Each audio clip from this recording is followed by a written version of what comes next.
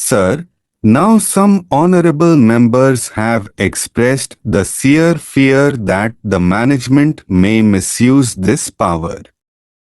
I have already made it clear that the present provision is already there in the Act, and this is an improvement that we say that instead to forfeit wholly, he can have the opportunity or the power to forfeit it partially. Regarding the question of the misuse of his power, supposing an employer misuses this power and he indiscriminately forfeits the gratuity, the employee has got the right to raise the dispute. He can dispute it, contest it. If the conciliation falls, he can go to the tribunal or to the labor court. The labor courts are presided over by judicial officers. Whatever the labor court decides is bringing on both the employees and the employers. Therefore, it is not correct to say that this power of partial forfeiture will be misused.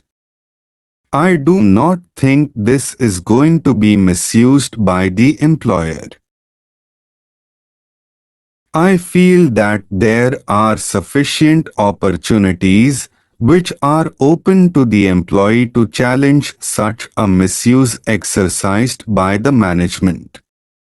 So, it is definitely an improvement on the existing provision of the Act. Some honorable members expressed the opinion that sufficient time is taken in making the payment of gratuity, it is not being paid promptly. I want to make it clear that the rules relating to the payment of gratuity already provided that an employee shall apply for payment of gratuity within 30 days from the date of gratuity becomes payable, and the employer has to make the payment within 30 days from the date of the receipt of the application for payment of gratuity.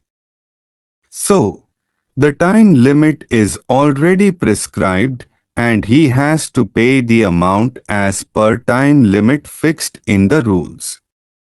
Some honorable members wanted to know why this limit of 10 workers was prescribed.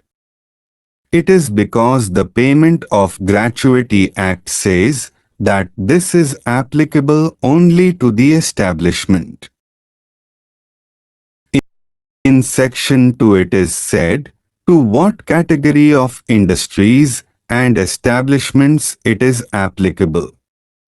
So, in the Act it has been made clear that such other establishments or class of establishments in which more employees are employed or were employed on any day of the preceding 2 months by notification specially in this behalf. We have got the powers, the government has got the power. It is applicable only to the establishment where the workers are or more. Now the question is, why it should not be made applicable to all the establishments irrespective of the number of workers? The question is whether an employer having 2, 3, 4 or 5 workers has got that capacity. He has not got that capacity at all. When he has not got the capacity, he has not got the capacity, what is the use of having legislation and thrusting that legislation on him? Therefore, what we felt was that so far as this legislation is concerned, it should be made applicable only to bigger establishments which can employ at least 10 or more workers. Then I want to tell the honorable members, that government has got the powers to extend this act to other establishments also. It is possible that we may have to carry out similar amendments in the Industrial Disputes Act in due course. It is possible that we may have to carry out similar amendments in the Industrial Disputes Act in due course. Why we have brought this measure, you will agree, is that because the Supreme Court had said in its judgment that unless he has put in 240 days of continuous service, he will not be considered to be in service and will not be entitled to gratuity. What we have said is for the definition of continuous service, he will be considered to be in continuous service even if he is on unauthorized leave, unless he has been punished by the management, and for punishing the worker, the management has to punish under the standing orders. They cannot punish him offhand according to their whims. If he has to punish him, certain procedure is there which has to be gone through. After completing the procedure, only he can punish him. If the employer is misusing the powers, then the employee can raise the Industrial Disputes Act.